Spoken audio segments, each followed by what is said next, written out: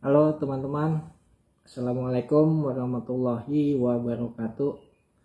Jumpa lagi bersama saya Denny Majid di channelnya Denny Majid Channel ya teman-teman. Masih di seputaran asam lambung, anxiety, psikosomatik, penyakit yang beberapa tahun lalu saya rasakan dan saya alami juga sama dengan seperti teman-teman yang sedang merasakan ini teman. Dan di kali ini video saya kali ini teman-teman, buat teman-teman yang masih mengalami penyakit asam lambung, anxiety, psikosomatik ini, untuk bersabar dan untuk menjaga dan menjalaninya dengan baik, dengan teratur ya teman-teman, supaya cepat diberi kesembuhan oleh Allah Subhanahu wa taala dan diberi kesehatan kembali. Dan di sini juga ada banyak yang bertanya di kolom komentar saya, sudah ada yang sudah 33 tahun masih rasa di perut mengganjal dan masih ada keliengan juga teman-teman. Itu ya dikarenakan juga ya belum pulih atau belum membaik di pencernaannya, masih ada pusing, masih ada pikirannya belum 3P-nya belum terjaga dengan baik ya teman-teman. Dan juga ada juga yang sudah membaik juga, itu tolong dijaga porsi makannya. Apabila sudah enakan jangan ngebut makannya teman-teman, kita harus kontrol juga dan kita jeda juga, dan jangan terlalu kebanyakan, jangan terlalu kenyang lah gitu ya. Kita ngikutin sabda Rasulullah, makanlah sebelum lapar, berhentilah sebelum kenyang, seperti itu teman-teman. Oke teman-teman, saya mau himbau juga buat teman-teman yang sudah bergabung di video saya ucapkan banyak terima kasih. Dan yang sudah mensubscribe juga video saya ucapkan banyak terima kasih, dan saya doakan semoga teman-teman dalam lindungan Allah Subhanahu wa taala dan dimurahkan rezekinya dan dimudahkan semua urusannya, amin ya rabbal alamin. Dan yang baru bergabung juga saya ucapkan selamat bergabung, dan saya harapkan jangan lupa dibantu di like, komen, dan di share ya teman-teman. Dan jangan lupa juga dipencet tombol loncengnya, tulisan subscribe yang warna merah ya teman-teman. Di subscribe, jangan lupa di subscribe, tulisan yang merahnya. Dan jangan lupa juga dipencet tombol loncengnya supaya teman-teman tidak ketinggalan di video-video saya yang terbaru, video-video saya yang selanjutnya. Oke, buat teman-teman yang masih merasakan penyakit asam lambung, anxiety, psikosomatik ini, kalau di perut masih mengganjal itu berarti kita masih ada belum membaik di bagian pencernaan kita, di lambung kita ya teman-teman. Itu dikarenakan mengganjal itu, jadi itu kita makannya itu belum bisa lah, belum enak gitu ya teman-teman. Itu masih mengganjal di lambung kita, di perut kita, itu di ganjalnya di sini ya. Jadi makannya pun juga belum banyak, dan juga sering keliengan ya, karena pusing keliengan itu karena kita selalu memikirkan penyakit ini juga. Pusingnya juga itu dampak dari asam lambung, anxiety, psikosomatik. Saya juga dulu seperti itu. Waktu saya masih mengalami juga sering pusing keliengan itu. Pusing keliengan itu memang paling lama ya teman-teman. Itu yang saya alami, yang saya rasakan itu sebelum kita membaik benar-benar, itu keliengan itu masih ada teman-teman. Walaupun kita sudah enak, udah tidak ada mengganjal pun kadang-kadang suka datang yang namanya pusing keliengan itu, sempoyongan. Sedikit pun kita salah makan atau kita berpikir lagi ke belakang masalah penyakit itu lagi, itu pasti suka datang yang namanya sempoyongan, oleng ya. Karena kalau kita sudah bisa ngatasin ya paling sebentar ya, sesaat aja teman-teman. Juga buat teman-teman yang masih mengalami penyakit ini, apabila sudah enakan, apabila sudah mulai 50% membaik, dan juga makannya sudah enak, tidak ada mengganjal, saya mohon buat teman-teman itu, saya bukannya saya menggurui ya teman-teman, tolong makannya dijaga, porsinya juga jangan terlalu keenakan gitu. Kita makan udah enak, makan sebanyak-banyaknya, itu bakalan nanti menjadi begah ya teman-teman. Saya juga dulu mengalami juga seperti itu. Saya udah enak makan, saya makan apa aja saya makan, maksudnya gitu, makan banyak nih, mumpung lagi makan enak, sepiring mentung saya makan, terus makanannya cocok sama hobi kita gitu, nambah lagi seperti itu. akhirnya kita juga yang merasakan rasa begahnya, rasa nggak nyamannya, itu seperti itu sering kali saya lakuin teman-teman, saya rasakan teman-teman seperti itu, karena saya dulu itu saking semangatnya itu udah enak gitu, makannya udah banyak, udah stabil lagi lah, udah ini bisa makan banyak lagi, tapi kesananya nanti mungkin saya rasakan itu ada rasa begah, kayaknya ngap gitu. Nah, seperti itu teman-teman. Makanya saya himbau buat teman-teman itu makan, kita anjuran saya tuh kita ikutin dari Rasulullah lah, cara makan Rasul. Makanlah ketika kita lapar, berhentilah sebelum kenyang. Itu makan yang buat makan kita yang sehat teman-teman. Jadi kita stabil, nggak terlalu kenyang, nggak terlalu begah, nggak terlalu banyak, nggak terlalu lapar juga, standar aja lah teman-teman, seperti itu. Karena kalau kita terlalu banyak juga itu nggak nyaman buat kita, itu begah selalu, kayaknya aduh gimana gitu. Apalagi makanannya makanan yang mengandung ada pantangan, itu pasti colek-colek pasti ada teman-teman, seperti itu.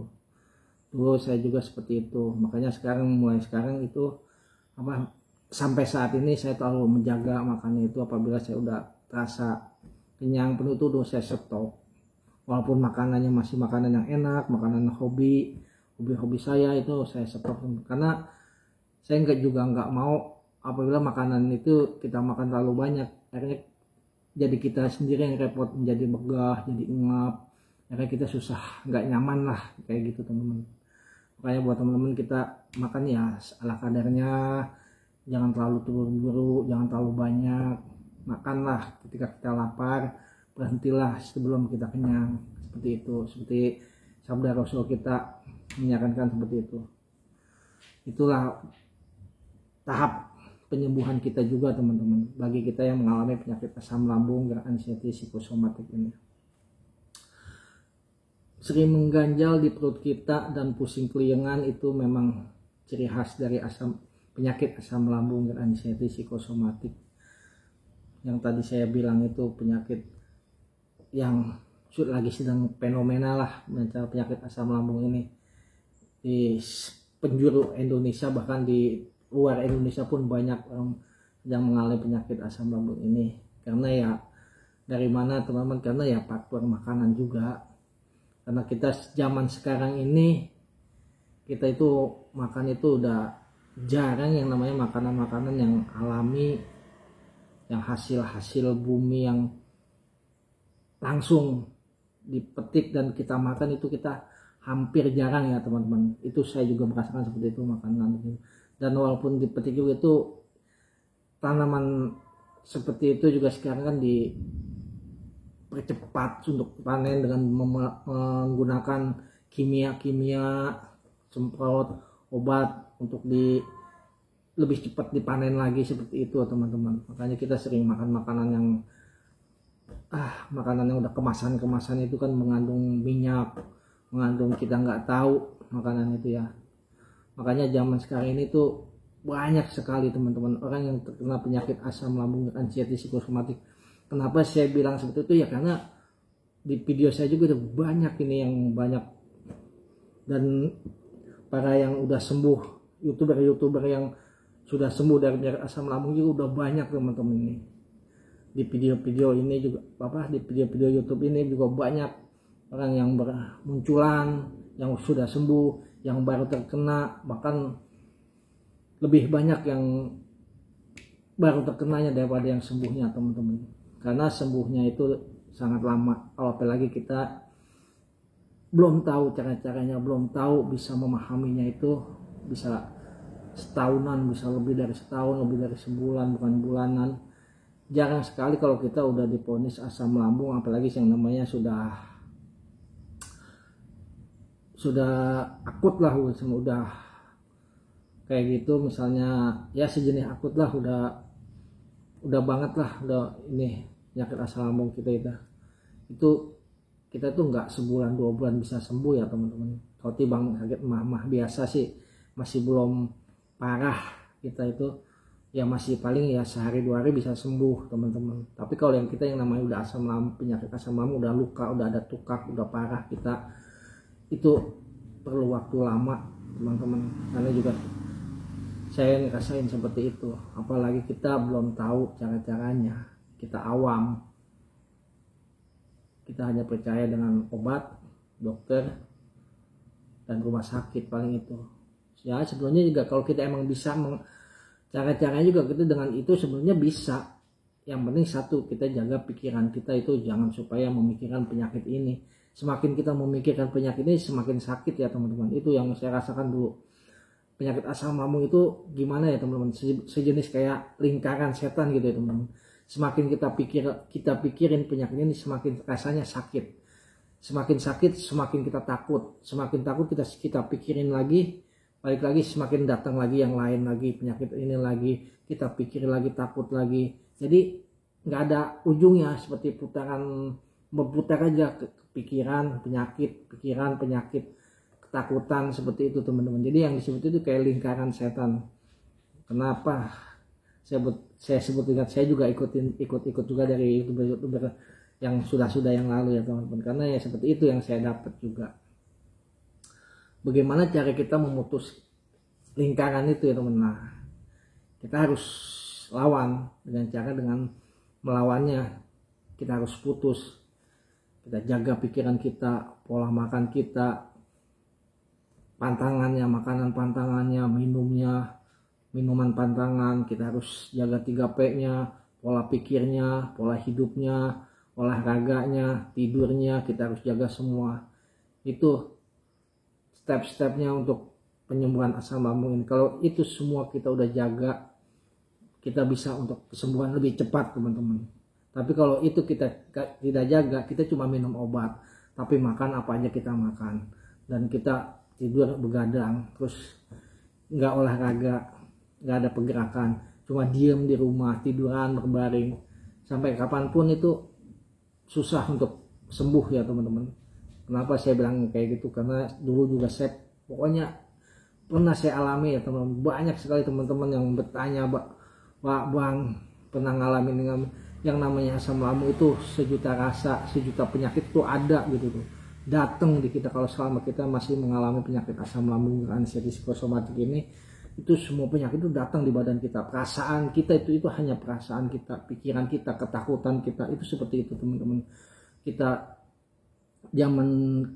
contoh gini teman-teman, zaman kita sebelum terkena penyakit asam lambung, waktu saya paling biasa kalau minum kopi itu paling mules biasa itu dulu pernah gitu. Kalau kebanyakan belum makan biasanya gitu mules biasa. Nanti diem aja juga setengah jam, 1 jam kita makan atau ngobrol lagi hilang gitu aja. Tapi kalau kita sudah terkena penyakit asam lambung ini, udah diponis terkena asam lambung, terus kita sengaja minum kopi, terus mules kita itu, pikiran kita tuh udah beda, udah lain teman-teman. Bagaimana kita mikir, waduh kambuh lagi, jangan-jangan susah lagi ini, kita harus bagaimana lagi ini, seperti itu teman-teman. Contoh lagi sakit kepala, saya dulu mengalami kayak gitu. Paling kalau saya nih lagi bekerja aktivitas atau di rumah, kalau suka pusing gitu, sakit kepala pusing gitu, paling saya cuma minum obat warung, saya beli, minum setengah jam, itu 1 jam lah, itu sudah membaik, udah biasa lagi, paling hilang betok, udah enteng lagi kepala. Tapi waktu saya mengalami penyakit asam lambung dan anxiety psikosomatik ini, ketika saya sakit kepala sampai lagi setiap hari hampir kayak gitu ya teman-teman, saya berpikirnya aduh ini kenapa kepala sakit ini kok makin lama kok makin bertambah, ini nggak sembuh-sembuh, ada apa kepala ini kan. Saya berpikirnya itu jauh ya teman-teman, berpikir masalah penyakit lain, penyakit keras, seperti penyakit amit-amit ya. Waktu itu saya berpikir penyakit apa ini, tumor apa kanker, seperti itu. Saya takut begitulah sebenarnya gitu. Jadi kayak itu teman-teman, kalau kita udah kena penyakit asam lambung itu, kita berputarnya semakin takut, semakin rasa sakitnya semakin gitu teman-teman. Semakin kita takut, semakin cemas, semakin sakit itu. Selama kita mengalami penyakit asam lambung seperti itu yang saya rasakan. Waktu dada sakit sebelah kiri itu, kepikiran saya lain, ini penyakit kok, ini sakitnya kok nggak hilang-hilang, apa nih saya terkena penyakit jantung, padahal waktu itu saya udah IKG udah normal jantungnya. Sampai saya kedua kali datang lagi ke rumah sakit lagi, saya pastiin ternyata ya normal, alhamdulillah teman-teman itu. Dan paru-paru saya pun di ronsen di situ juga, IKG nggak ada masalah, di paru-paru nggak ada plek, nggak ada penemuan yang penyakit yang janggal gitu, atau di detak jantung saya pun normal gitu. Dokter pun bilang nih, ini Pak, Bapak itu bukannya jantung, ini jantung Bapak normal, detak jantungnya itu sehat katanya. Tapi ya saya di situ baru rasakan ternyata itu saya sehat gitu ya. Nah, ternyata di situ saya jadi buat senjata ya teman-teman. Setelah itu ternyata kalau selama saya mulai memahami masalah penyakit ini, masalah untuk mengatasinya, untuk mengobatinya, itu saya buat senjata.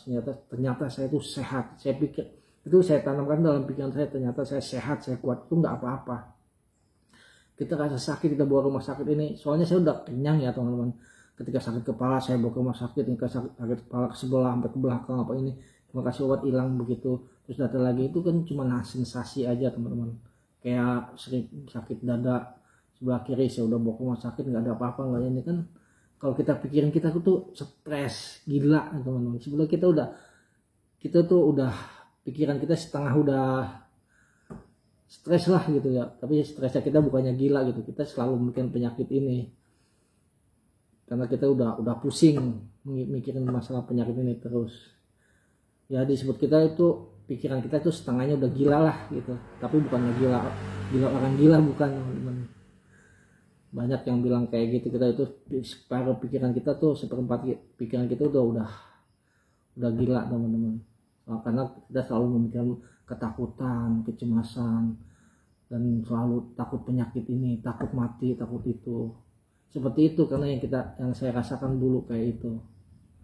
Jadi saya bilang pikiran kita itu harus kita jaga, kita harus tanamkan dalam pikiran kita itu bahwa kita itu sehat, kita kok nggak apa-apa. Ini cuma dampak aja dari asam lambung. Ini nanti datang sendiri dan hilang sendiri kalau kita masa bodoh, kita cuekin. Ya sambil kita tahan juga sih ya, namanya teman-teman, namanya datang sakit ini kan pasti kita tahu lah. Kalau kita udah tahu, wah ini sensasi, wah ini cuman dari asam lambung aja, kita tahan dulu, paling nanti setengah jam atau 1 jam ya mulai membaik seperti itu teman-teman. Itu pengalaman saya waktu masih mengalami penyakit asam lambung, waktu belum sembuh ya teman-teman. Makanya buat teman-teman itu ya saya harapkan untuk menjaga, dan kita harus pahami masalah penyakit ini, kita harus pelajari, dan kita harus tahu dulu ini dari mana dan penyakit apa, kita harus tahu dulu teman-teman. Itu untuk kita tahap penyembuhan kita. Kalau kita udah tahu semuanya dari ini penyakit dari mana asalnya, dari apa, dari dampak apa, atau dari sensasi asam lambung, itu tidak berbahaya teman-teman. Itu hanya sensasi aja, itu hanya dampak saja. Ketika kalau kita sudah masa bodohin, kita masa cuekin, itu bakalan hilang dengan sendirinya. Dan juga kalau kita sudah membaik di pencernaan kita, di lambung kita sudah tidak ada apa-apa lagi, pikiran kita selalu fokus dengan pikiran yang positif, bakalan yang datang nyolek-nyolek itu seperti dampak, seperti sensasi itu tidak datang lagi. Memang kalau yang namanya pusing keliangan itu sangat lama, itu yang saya rasakan itu selalu datang, dan hilangnya pun paling belakangan ya teman-teman, paling terakhir itu saya rasakan seperti itu. Yang namanya pusing keliangan itu pasti, yang namanya kita mengalami penyakit asam lambung ini pasti ada pusing keliangan. Nggak ada yang orang kena asam lambung nggak ada pusing keliangan, itu belum parah asam lambungnya, itu berarti bang mah biasa. Tapi kalau yang udah parah itu pasti namanya pusing keliangan, apalagi rasa takut, cemas, panik, dan rasa takut mati, itu pasti ada. Yang namanya penyakit kita yang sudah mengalami penyakit asam lambung yang sudah parahnya itulah kayak gitu. Tapi masih bisa disembuhkan teman-teman. ini tidak berbahaya dan ini nggak bisa kita tidak membuat kita bisa menjadi meninggal. Itu sebagian dokter yang bilang dan youtuber. Kalau memang asam lambung kita ini bisa membuat kita meninggal, mungkin nggak ada youtuber yang sembuh dari asam lambung ini, nggak ada. Mungkin ada paling 1-2 ya teman-teman, nggak banyak seperti itu. Inilah yang saya alami selama saya mengalami asam lambung itu. Kalau memang ada kematian itu mungkin udah ajal dan udah takdirnya ya teman-teman, itu udah garis catatan dari Allah Subhanahu wa Ta'ala seperti itu. Oke teman-teman, sampai di sini aja video saya. Ini saya lagi menunggu sedikit ada waktu dan menjawab juga buat teman-teman dan menemani teman-teman yang sedang gundah gulana masalah yang lagi sedang menghadapi penyakit asam lambung ini, supaya untuk bersabar, untuk menjaga 3P-nya, menjaga pola makannya, dan kita harus memang benar ekstra sabar ya teman-teman. Dari semuanya, dari pikiran kita, makan kita, minum kita, tidur kita harus sabar semuanya. Kalau untuk kita lebih cepat untuk sembuh, itu yang dulu saya terapkan ya teman-teman. Teman-teman mau sembuh dari pakai obat silakan, mau pakai herbal silakan, dan pakai alami juga tidak apa-apa, bisa sembuh ya, tapi agak lambat ya teman-teman. Oke teman-teman, doa saya buat teman-teman yang sedang mengalami penyakit asam lambung ini, semoga cepat diberi kesembuhan oleh Allah Subhanahu wa Ta'ala, diangkat penyakitnya dan diberi kesehatan kembali, dan bisa beraktivitas kembali dan bisa bekerja lagi seperti biasa, seperti dulu lagi, sehat lagi, kuat lagi ya teman-teman. Dan juga buat teman-teman jangan lupa doakan saya juga supaya saya sehat terus, kuat terus, supaya bisa ya sharing-sharing dah untuk menemani teman-teman yang sedang mengalami penyakit asam lambung ini. Oke teman-teman, saya tinggal aja video saya sampai di sini. Saya ucapkan banyak terima kasih. Wassalamualaikum warahmatullahi wabarakatuh.